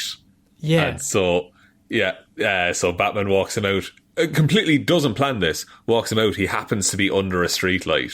And Riddler pulls the trigger from across the road. And I think the riddle is like, bring him into the light and I'll show myself. And so then Batman looks into the window, and of course Riddler's up there, and they all sprint up, and they eventually catch him in the cafe, which is in the trailer, that he's just sitting there waiting for them because he's done now. He's done what he wanted to do. He's accomplished everything. Riddler's apartment, terrifying. Awful little place. Horrible place to exist. Really good character building. Horrible place to exist. I don't want to be there, but yeah, it's cool. It's cool, but it's bad. It is 7. It's like the apartment. It's a serial killer 7. room. Yeah. And so they eventually catch him, they take him away, and you're just like, okay, well, that's the movie done. And then I was like, wait, there's another half an hour left. What the fuck is going on here? And this is really where I do think the movie is too long, Shaun. I think it's about 25 minutes too long. 2.5 hours, this will be a fucking unreal experience. I think you could still have the end. I understand why the end is there, because, I mean, I've already said the end made me cry in terms of what it accomplishes. Yes. But I think there's bits in between that you could cut out to get us to there. Yeah, some of the Falcone stuff, I feel, could have been cut down a bit. Because we kind of catch two villains one after another, and then there's the big set piece. Yeah. I mean, you could even do it that Riddler's at the final place, but he's also surrounded by all of his friends. Yeah. So you catch him there. Yeah, there's a bit too much back and forth sometimes of Bruce being like, okay, and that's sorted, but wait, this doesn't make sense. So they capture him and they take him in, and I mean, Batman gets sent to Arkham, and they're like, oh, Riddler's asking for you. Yeah. And he's like, oh shit, like Riddler knows that like I'm Bruce Wayne, and he's going to reveal it all. And that's when he looks at Gordon, he's like, you're a good cop. Yeah, he's like, this is it, the Batman's over. Like, and he goes to the Arkham, and they have this really fucking creepy scene where Paul Dano is munching on scenery, so he is, but he's absolutely just like monologuing and just being super fucking creepy and just weird. A weird dude. Very weird dude in this scene. And his whole thing, like, because his backstory then is that he was an orphan, but not like a Bruce Wayne orphan. He was a regular. He says one line and it stuck with me, and it was like, every winter one of the babies dies because it's so cold in the building. He starts the speech by Bruce is looking at me, just goes, Bruce Wayne, and you're like, oh, he's caught it, like he's sussed it, he's like, figured it out. And Bruce immediately looks up at the camera and is like, oh, okay, I'm done. Like, they have this on camera, I'm absolutely fucked. And he does the whole speech of like an orphan, and people care about Bruce Wayne, but they never gave a shit about anybody else because they're poor, and like it's completely, the city's just scum, like they just don't give a shit. And it goes on for like 2 minutes, and you're like, it's getting to the crescendo, and then he's like, then he says something that's like, he doesn't know who Batman is, I think because he's talking about Bruce Wayne, and he says like, and that's why he had to die. Yeah, or, like something like, and it's like, and Bruce, like Batman is like, then he looks up. He's looking down through the whole thing. But once he says that, Batman's like, "Oh, I'm back in the game." Okay. It's the moment where like, wait, there's hope. So you're saying there's a chance? Hang on, Riddler. You're a shit cop, Gordon. Hang on. He rings Alfred. You're not even my fucking dad. I wish you died in the explosion. Okay, I'll talk to you later. Catwoman, you're evil. I'm the best Batman ever. And so then Riddler just starts going mad because Batman hasn't solved the final riddle. And so you didn't figure it out. You're not as smart as I thought you were. He gave you too much credit. And so then he just starts singing Ave Maria once Batman is like, you're a psychopath. Which the internet has gone wild for, by the way. Ave Maria. Yeah, it's a new meme. Good stuff. Yeah, you'd like it. I haven't seen it. I haven't been keeping up. I'll send you a bunch. Send me a bunch. Was that today or yesterday? I think it was... It's going to be this evening, I'll be honest. Okay. But yeah. So you have Riddler just singing Ave Maria, super creepy. And Batman's like, it's not over. It's so upset for happening. There's 25 minutes left in the runtime. Where are we going? And he goes back to Riddler's apartment and he goes to the original crime, or the original weapon, the very first crime of the mayor. Yeah, and which Batman discarded earlier. He was like, "Oh, that's the murder weapon used to kill the mayor." Yeah, and in his head, it's almost like, "Okay, tick box, that's sorted now. We know what did that." But the other cop is there. And the most helpful cop in all of Gotham. It's also a really good scene because the cop is like, what are you doing here? And Batman just looks at him. And he's like, you're not meant to be here. And Batman just looks at him. And the man's like having a full conversation without Batman saying a fucking word. Yeah, and he's... this is one of the good cops as well. So he's like, okay, I'll let you in. You can have a look. And then Batman starts destroying a crime scene. And so he tears up all the carpet. Underneath is like all the bombs that he's set. Yeah, it's a map of Gotham, all the bombs around. And there's a dark web website open. And it's the Riddler's last message to his followers. And it was encrypted, but then it's opened up and it's like a proper, like a YouTube fucking QAnon video. Yeah. That's fucked. And it's just like proper, like, hi guys, you're all my followers, but we got to take all this stuff back. Like, this is ours. So what we're going to do is we're all going to take our guns and we're going to go to the centre. I'll blow up all the place and we're just going to shoot everyone. Yes, they blow up the flood walls around the city, flooding it with water. Everyone's going to gather in the stadium where all of these Riddler goons will be. Yeah. And they're all going to... Because the comments are beside it. And they're all like, oh, you can get this at the Army Surplus store. Don't forget your cling fill. Like, all this kind of stuff. And they're like, and what caliber do we bring? How many rounds do we bring? And everyone's like, oh, just bring a rifle if you have a rifle. Just bring whatever you want, like shotguns, rifles, anything. It's all good, bro. It's all good. We're just there to kill people, so it's fine. Do whatever you want. And it's like scary real, man. Yeah, it's like an extra edge of, oh, fuck me, that's too close to the bone. That's too close to home. And so then Batman's like, oh shit. And I love the fact that there's never a moment where he can save it happening. Like, he just looks out the window and it just blows up. It just happens, yeah. Convenient timing, I would say, that Batman got to very convenient timing, but it would be funnier if he had just made it out the door. Yeah. It would be, or if he's like halfway through the video, all of these explosions go up, and then you just see him take a breath and like press play again. What the fuck was that? He's like, oh, that solves that actually. I probably should have played that about 30 seconds before. Yeah, God. Should have ripped off that carpet a bit faster. Oh, no. Why did I go get takeout before I came here? I could have actually saved an hour. I shouldn't have stopped for that haircut. I shouldn't have stopped. And so all the flooding starts. The whole city gets flooded, which I don't know if I'm a fan of, but what can you do? It is in a comic, I believe. I looked into this. It's like, I think it's called 0 Year or something like that. And it has happened. I mean, Gotham has been destroyed multiple times through earthquakes, through floods, through all sorts of what's that shit. Earthquake story you told me about? Oh no, there's someone's beaten me up. Yeah. I've read it like 3 times. What the fuck's it called? No Man's Land. It's No Man's Land, right? I think No Man's Land, where all the gangs are all fighting for all the new property because the whole city falls down. Yeah, that's the one. And so they the whole city gets flooded and everyone goes to the centre and Batman turns up there and all the Riddlers are all decked out in like full Riddler gear, with all their guns at the top, and Batman just starts mowing through them. Yeah, just starts cutting them down. Like also it's a really weird scene because they're kind of like, because one of them arrives and the other guys like welcome him.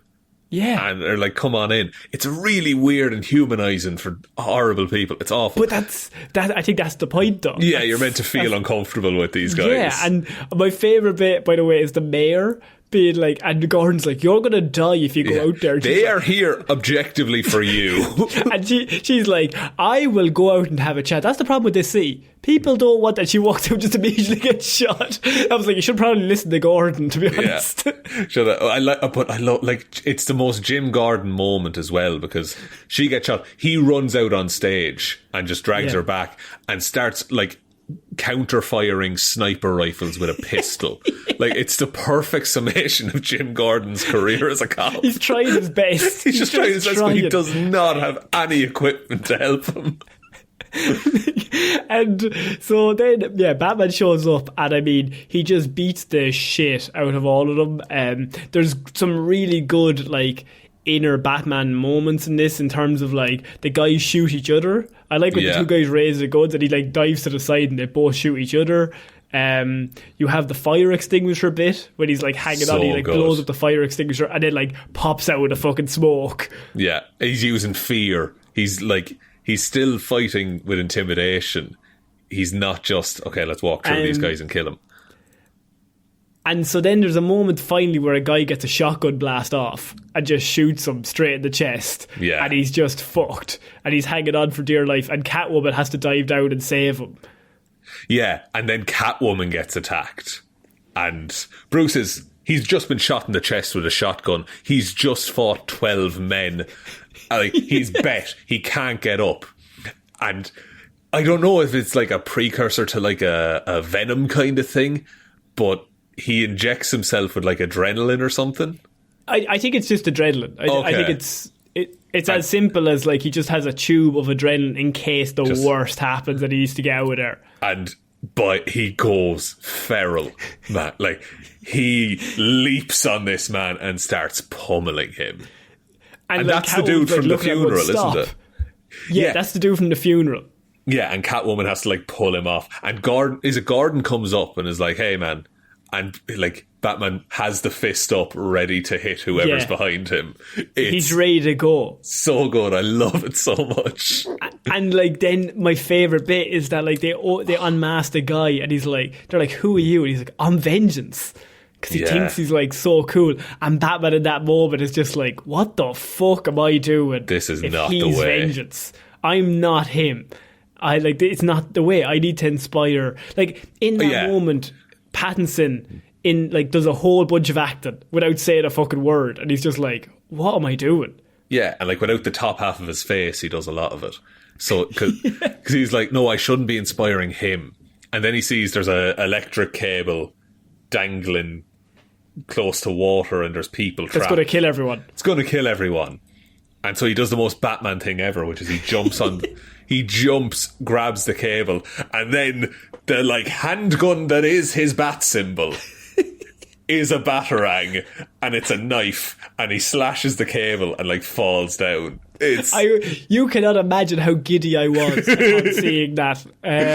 I was just like in my seat going, yes, that is a fucking comic book come to life. That's my Batman. Like, I don't want to be cheesy, but that is literally what I would expect to happen. And the next bit then is all kind of like somber and slow motion, because like the bad guys are defeated. Yeah. And Batman objectively could leave and save himself and like get away, not risk the police coming after him. But he's standing there in the water and he looks back and he just pulls out a flare and just holds it up and walks towards the people who are trapped. And he starts saving people and he leads them all out. Like, he's the light that leads them all out of there. And one of them is the kid. Yes. The kid is the first one to take Batman's hand. Yeah, because the mayor doesn't. The mayor looks at him and is like, who the fuck are you? And the kid's like, this guy's good. is going to help because he saved him already. Well, actually, no, Bruce saved him, I suppose. Maybe he knows. But the bit that really, like, that was the bit where I was like emotional at. The helicopter. That I was like, this is the helicopter scene. It's like when he leads them all out and he's like, and then the narration kicks back in and is like, I've been doing it wrong. Like, all this time. I've been living by fear. And I shouldn't be trying to instill fear. I can still try and instill fear in the criminals, but it's about instilling hope that there's somebody out there looking out for these people. They're looking out for the people of Gotham. He's a symbol of hope. Oh, it's so good. Fucking hell. It's so fucking good. I know we're being comic book nerds, but it's just fun to like things. Yeah. And like the fact that he also says he says vengeance won't change the past. And that's why he's like, I need Bruce, my boy. I was like, Bruce has grown up. You've got it, my boy. He's now Batman the Animated Series, Bruce.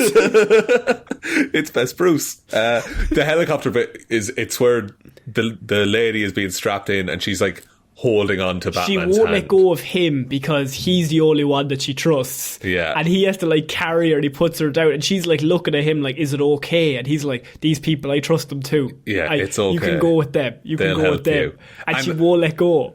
And he's covered in like dirt and rubble and like he is exhausted and bet, but he's still standing and carrying people and helping. Don't talk to me. The news reports that, the Batman is helping. And it's like, lads. I don't know what I wanted from this movie, and I know it's like 25 minutes too long, but that one scene made it all worth. I will forgive a lot of things in that movie for this one scene. Because I was like, that's literally what I want in any Batman thing, that they always get wrong, that he always has to be a dark, edgy, vengeance fucking, like, a grumpy fucker, because that's cool.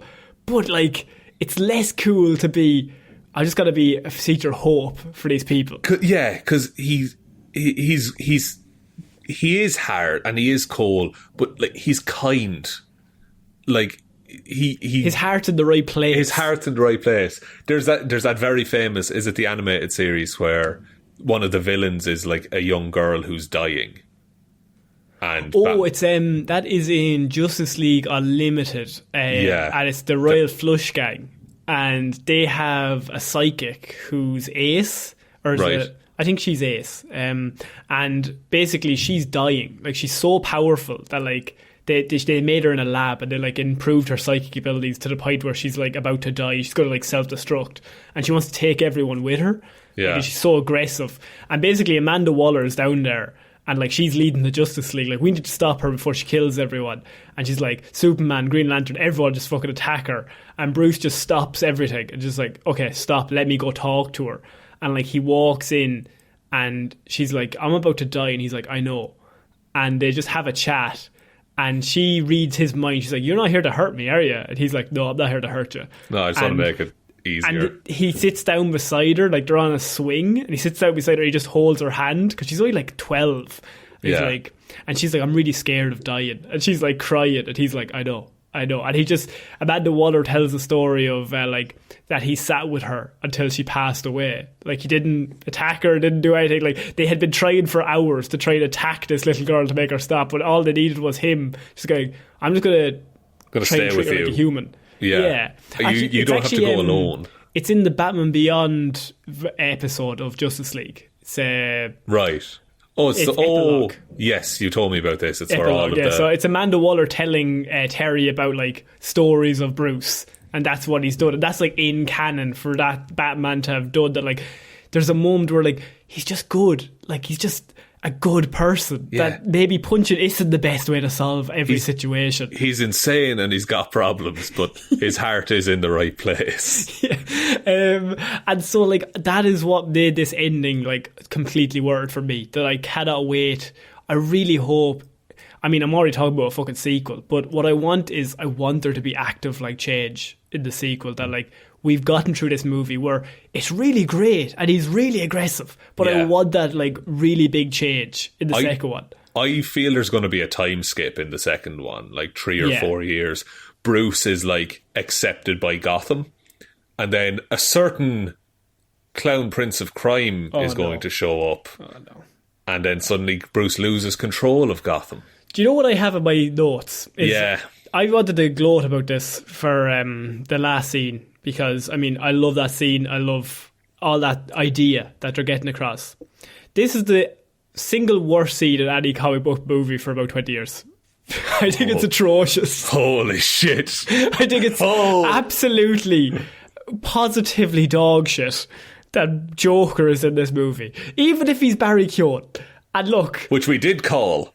we knew it was Barry. And we love Barry. Barry is patron saint of the all pod. good things for Barry. So you know I'm not saying this from a point of aggression towards Barry. I think this is the stupidest scene, and this movie absolutely did not need this. Wow. I'll agree that it didn't need it.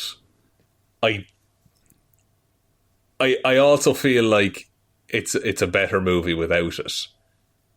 So yes. But am I mad that it's gonna be in the future? No, I'm not mad that Barry Keoghan's gonna be the Joker. I mean, I feel if this was the after credits, we'd be fine.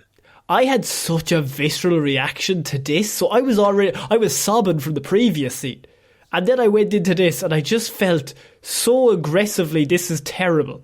Why did they do this? We were like on a home run of like, this was different from every comic book movie that has to set up 10 sequels at once. And then they're like, oh, the Joker's in this. We've had 5 since 2016. Here we go again. This is interesting because, I mean, look, if the next movie, the Joker is the main villain, it's going to get Dark Knight comparisons out the Why would you do that? Why would you curse yourself like that, first of all? But, I mean, I think that we did a story not too long ago about there being 2 cuts of this movie, one with a character included and one without. Yes. And one of them tested better with audiences. I believe we're watching the cut that tested better with audiences. Maybe it's just me then. I fully get where you're coming from. Like, I think it's Joker fatigue is the issue. But I think the studios are always going to push for Joker. And if that's the concession that Matt Reeves had to make the rest of this film, absolutely fine with that. Am I interested to see Irish accent Barry Keoghan playing the Joker? Fuck yeah, I am. Like, but do you know what? I've turned on that. Not on Barry, but I just... Have they made you hate the Joker? Yes. You're bored of the Joker, Not that I hate him. I love the Joker as a character, but I just lads, there's so many other characters. Like, give me a clay face. You love Spider-Man, right? Yeah. But if they did Green Goblin 4 times with 4 different people, basically every like 4 years, yeah. By the 5th one, you'd be like, I'm fucking sick of Green Goblin. I mean, to be fair, there was Willem Dafoe and then James Franco and then Dane DeHaan. True. It did go downhill, I will be honest. By the time you got to Dane DeHaan, did you care? No, I was fully done with Green Goblin because I thought no one could ever do it better than Willem Dafoe. And turns out I was right. I just think, just leave it. I mean, you've had 2 Oscar-winning performances. But then again, look, I think you're right. Joker makes the money. So they're obviously going to throw him in. And it's going to test better with audiences because the audiences that they're bringing in aren't me and you who have to talk about comic book stuff or us people who like love this shit. They're going to obviously trust more for the people who had to go with their kids or whatever, like, oh, that's Joker. The kids are like, yeah, that's Joker, that's really cool. Yeah, when Dark Knight came out, we were 15, 16? Yeah, something like that. That was the coolest shit in the world, man. Yeah. So like, imagine being 15 or 16 watching this Batman. And then being hyped for, we'll get a Joker with this Batman. If I was 15, this would be my favourite movie of all time. And I still think it might be in the top 5. Very good, very impressive. But it's really good. It ends with him and Catwoman going separate ways. She goes off to Bloodhaven. And he goes off, and the last shot is him just looking in the mirror at her. And so that is the end of the film. I mean, Matt Reeves... fucking amazing. I love the fact that they just let him do what he wanted to do. Yeah. Just let him go. It's the classic thing that we say is that like studios trust your directors. And by God, Matt Reeves proved that to be right. And Matt Reeves, I like the cast. I mean, Pattinson, I think this is like... I mean, he has had some fucking excellent performances over the last few years. I think this is right up there. Like, and... This is up there with, like, The Lighthouse and shit, like, in terms of performance. I know they're very different films, but, like, in terms of an actor doing a job well, yeah. But you know what's weird is I don't like him as Bruce Wayne. I love him as Bruce Wayne. But no, I don't like him as Bruce Wayne as, like, I don't like the character, but that's the point. He hates being Bruce Wayne. He doesn't feel comfortable as Bruce Wayne. I like the not tortured, but like I mean, kind of tortured, but like the Joker tattoo damaged. Like he's just got anxiety. He's anxious. He's depressed. He's probably obsessive compulsive in some way. And he hates himself. Yeah. And so he feels so much more comfortable because he gets to be somebody else. Like and he gets to be the Batman, and then people respect him and people like him. Yeah, and he feels like he can do something when he was very unable to save his parents. Yeah. I think we just summed up the character of Batman. I think we did. Zoe Kravitz, I mean, she's fucking Catwoman. Like, I'm in love with Zoe Kravitz now, Connor. Quite frankly. I'll say it. Did you see the tweet that was like there was a girl behind me that moaned when she came on the screen? I saw one tweet and it was I won't be able to walk out of the cinema after watching Zoe Kravitz in a leather suit kicking men for 3 hours. But there was also one that was like for the bisexuals, Pattinson and Kravitz back to back. What am I to do? I've got too many presents at Christmas. Look, I think she is literally Catwoman. Just nailed it. That is just I would say that's right up there with Hugh Jackman, Wolverine, with Patrick Stewart as Professor X. I think like Ryan Reynolds, Deadpool, Zoe Kravitz, Catwoman. That is just is right perfect. Paul Dano as Riddler, excellent. Jeffrey Wright, I mean, fucking excellent, talented really human being. Gordon. So good. That man is an actor as well. Like he is a proper actor, and he's so good. Like so good in this. I mean, Andy Serkis doesn't really get a lot of play. I think he's only in like 2 or 3 scenes. We all know Andy Serkis is really talented. It's just they probably just didn't give him enough. But you could also say that about, like, I wouldn't say Michael Caine. I think if we went back, I don't know if Michael Caine gets as many scenes as we think he does. But it's Michael Caine, so he has gravitas. Yeah, I in the first one, he gets quite a bit, I think, because in the Dark Knight, though. Actually, like he doesn't get a huge amount. He burns a letter. It's true. But maybe that's part of the trilogy, though. Like the first one, you have Alfred and Bruce. They're like, Bruce is like, you're not my dad. Second one, they're working together. Third one, something happens to Alfred in the third one, and these two are like, they're like Alfred and Bruce Wayne. You're obviously going to be a lot more emotional about that. And then Colin Farrell, we got to respect the Irish. He absolutely killed it. Also in that interrogation scene, his legs are cable tied, so he waddles away like a penguin.